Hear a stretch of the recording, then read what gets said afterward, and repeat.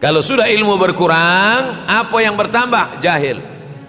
Kalau ilmu bertambah, jahil berkurang. Kalau ilmu berkurang, jahil bertambah. Mana ada orang jahil cakapnya didengar orang? Saya dulu awal-awal membaca hadis ini, wayang kusul ilmu, ilmu berkurang, jahil bertambah. Rasanya tak mungkin, tak logik, tak masuk akal. Mana ada orang tak berilmu cakap dia didengar? Sekarang baru saya faham. Dulu orang tak berilmu ditinggalkan orang. Sekarang orang tak berilmu, asal dia pandai berbicara, dia akan didengar orang. Allah kalau mencabut ilmu, bukan macam mencabut pokok kayu dari tanah. La yantazul ilmu intizan. Allah tidak mencabut ilmu macam mencabut pokok kayu dari tanah hingga ke akarnya, tidak. Lalu bagaimana ilmu ini dicabut? Biqabdil ulama. Dengan matinya ulama, maka habislah ilmu. Meninggal Imam Syafi'i, berkurang ilmu. Meninggal Imam Nawawi, berkurang ilmu. Meninggal Imam Fulan, berkurang ilmu. Maka yang hadir adalah al-juhala. Yang lebih menakutkan lagi adalah al-juhala bi thawbil ulama. Orang jahil dengan pakaian ulama.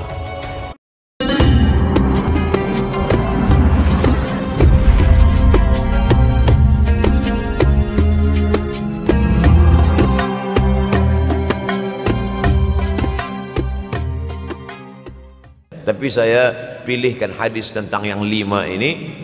Dengan 5 ini kalau kita amalkan, insya Allah Allah akan selamatkan kita dari fitnah akhir zaman ini. Yang pertama, manfaatkan waktu, kerana waktu di akhir zaman ini yataqarabuz zaman. Kerana waktu semakin dekat tak terasa, hilang berlalu. Maka isilah waktu ini dengan ibadah. Jangan sampai ada waktu yang kosong.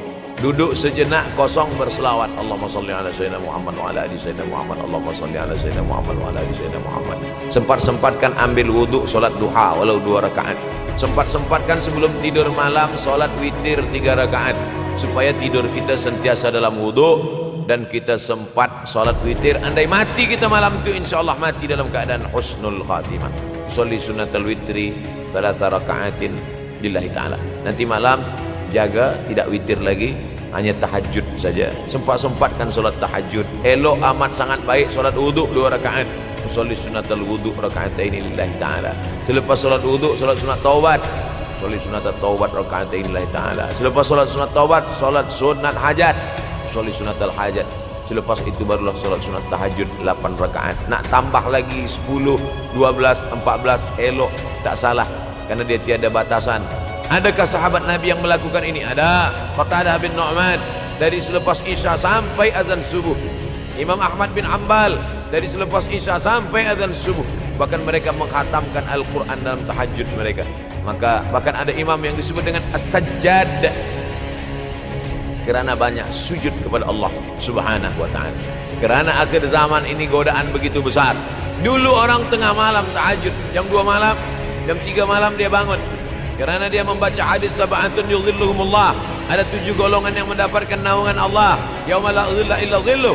Hari itu tak ada naungan kecuali naungan Allah. Rajulun, ada seseorang, zakarallah, dia berzikir mengingat Allah khalian di tengah malam, tak ada manusia. Fafadat ainahu, menetes air mata. Maka yang pertama ini, jangan sampai kita kehilangan waktu. Kerana waktu, al-waktu kasaif. Waktu ini seperti pedang. Illam taqta'hu qata'aka. Kalau tidak kau patahkan dia. Kalau kau dapat pedang, patahkan. Sebab kalau tidak kau patahkan, dia yang akan memotong engkau, mematahkan tulang-tulang engkau. Waktu ini kalau tidak kita manfaatkan, kita akan ditanya tentang waktu, kemana saja waktu yang sudah kau pakai. Inna sam'a, pendengaran, wal basar, penglihatan, wal fuad, hati, kullu ulaika kana anhu mas'ula.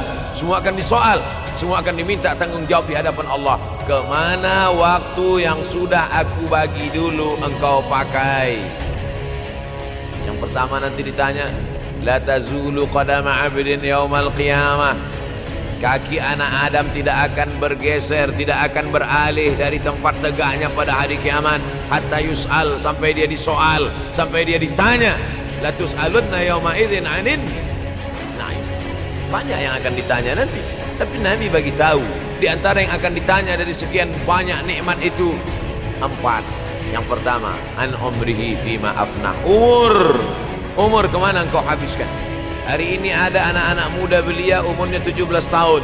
17 tahun habis menghafaz Al-Quran. 17 tahun habis iktikaf dalam masjid. 17 tahun habis berzikir, berjubah, bersorban, mengabdikan ilmu, berkhidmat kepada ulama. 17 tahun habis. Tapi ada pula yang dibalik, 71 tahun habis. Rumah, office, kopi, rumah, office, kopi, rumah, office, kopi, batuk mati. Apa yang dapat kita bawa menghadap Allah SWT? Yang pertama, yataqarabuz zaman. Yang kedua adalah wa yanqusul ilmu semakin berkurang. Kalau sudah ilmu berkurang, apa yang bertambah? Jahil. Kalau ilmu bertambah, jahil berkurang. Kalau ilmu berkurang, jahil bertambah. Mana ada orang jahil cakapnya didengar orang? Saya dulu awal-awal membaca hadis ini, wa yanqusul ilmu berkurang, jahil bertambah. Rasanya tak mungkin, tak logik, tak masuk akal. Mana ada orang tak berilmu cakap dia didengar? Sekarang baru saya faham. Dulu orang tak berilmu ditinggalkan orang. Sekarang orang tak berilmu asal dia pandai berbicara, dia akan didengar orang.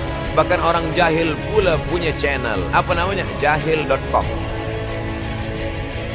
Orang jahil punya channel. Banyak pula follower dia daripada follower kita. Banyak pula viewer dia daripada viewer kita. Sebab apa? Sebab yang menyaksikan tiada berilmu, yang berbicara tiada ilmu. Oleh sebab itu maka kita galakkan menuntut ilmu di majlis-majlis ilmu. Untuk apa Abdul Somad sudah berumur 43 tahun pun masih pergi juga lagi ke Sudan belajar? Apa yang nak dicari ini? Tak lain tak bukan, mudah-mudahan kita termasuk orang yang sampai akhir hidupnya mencari ilmu, insyaAllah. Saya datang kemari bukan niat mengajarkan ilmu. Saya datang ke Malaysia tetap niatnya belajar mencari ilmu.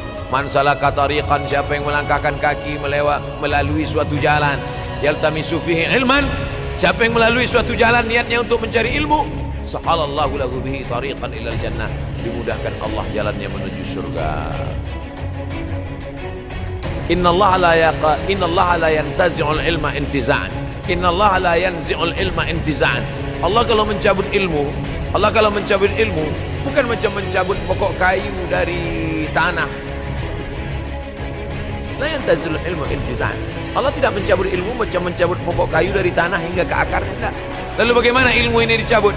Biqabdil ulama. Dengan matinya ulama maka habislah ilmu. Meninggal Imam Syafi'i, berkurang ilmu. Meninggal Imam Nawawi, berkurang ilmu. Meninggal Imam Fulan, berkurang ilmu.